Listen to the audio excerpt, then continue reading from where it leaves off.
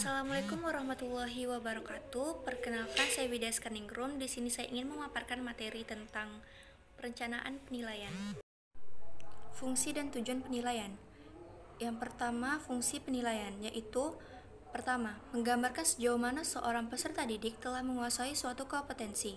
Yang kedua, mengevaluasi hasil belajar peserta didik dalam rangka membantu peserta didik memahami kemampuan dirinya, membuat keputusan tentang langkah berikutnya, baik untuk pemilihan program, pengembangan kepribadian, maupun untuk penjurusan sebagai bimbingan. Yang ketiga, menemukan kesulitan belajar dan kemungkinan prestasi yang bisa dikembangkan peserta didik dan sebagai alat diagnosis yang membantu pendidik menentukan apakah seorang perlu mengikuti remedial atau pengayaan. Yang keempat, sebagai kontrol bagi pendidik dan satuan pendidikan tentang kemajuan perkembangan peserta didik. Yang kedua, tujuan penilaian. Yang pertama, mengetahui tingkat penguasaan kompetensi dalam sikap, pengetahuan, dan keterampilan yang sudah dan belum dikuasai seorang atau sekelompok peserta didik untuk ditingkatkan dalam pembelajaran remedial dan program pengayaan. Yang kedua, menetapkan ketuntasan penguasaan kompetensi belajar peserta didik dalam kurun waktu tertentu, yaitu harian, tengah semester, 1 semester, 1 tahun, dan masa studi satuan pendidikan.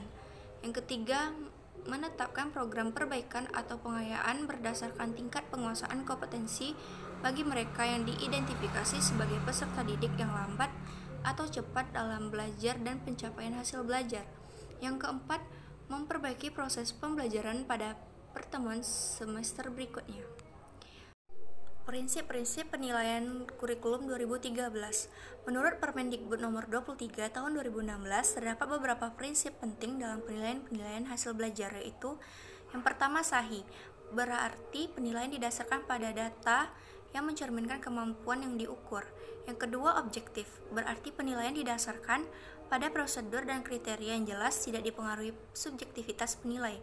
Yang ketiga, adil, berarti penilaian tidak menguntungkan atau merugikan peserta didik karena berkebutuhan khusus serta perbedaan latar belakang, agama, suku, budaya, adat istiadat, status sosial, ekonomi, dan gender.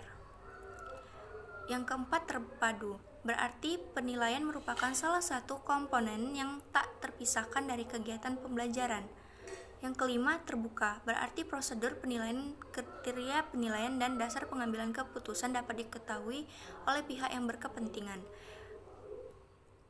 Yang keenam, menyeluruh dan berkesinambungan, berarti penilaian mencakup semua aspek kompetensi dengan menggunakan berbagai teknik penilaian yang sesuai untuk memantau dan menilai perkembangan kemampuan peserta didik. Yang ketujuh, sistematis, berarti penilaian dilakukan secara berencana dan bertahap dengan mengikuti langkah-langkah baku. Yang kedelapan, beracuan kriteria, berarti penilaian didasarkan pada ukuran pencapaian kompetensi yang ditetapkan. Dan akuntabel, berarti penilaian dapat dipertanggungjawabkan baik dari segi mekanisme, prosedur, teknik, maupun hasilnya. Karakteristik penilaian kurikulum 2013. Dalam Permendikbud nomor 81A tentang implementasi kurikulum 2013 disebutkan beberapa karakteristik penilaian yang harus diperhatikan guru, yaitu yang pertama, belajar tuntas. Asumsi yang digunakan dalam belajar tuntas adalah peserta didik dapat belajar apapun, hanya waktu yang dibutuhkan yang berbeda. Peserta didik yang belajar lambat perlu waktu yang lebih lama untuk materi yang sama dibanding peserta didik pada umumnya. Yang kedua, otentik. Memandang penilaian dan pembelajaran secara terpadu, penilaian otentik harus mencerminkan masalah dunia nyata, bukan dunia sekolah.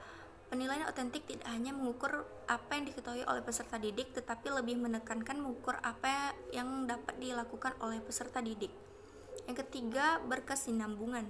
Tujuannya adalah untuk mendapatkan gambaran yang utuh mengenai perkembangan hasil belajar peserta didik, memantau proses, kemajuan, dan perbaikan hasil terus-menerus dalam bentuk penilaian proses dan berbagai jenis ulangan secara berkelanjutan, seperti ulangan harian, ulangan tengah semester, ulangan akhir semester, atau ulangan kenaikan kelas.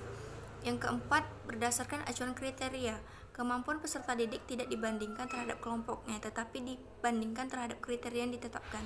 Misalnya ketuntasan minimal yang ditetapkan oleh satuan pendidikan masing-masing.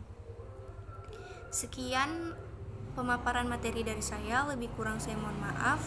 Saya akhiri, wassalamualaikum warahmatullahi wabarakatuh.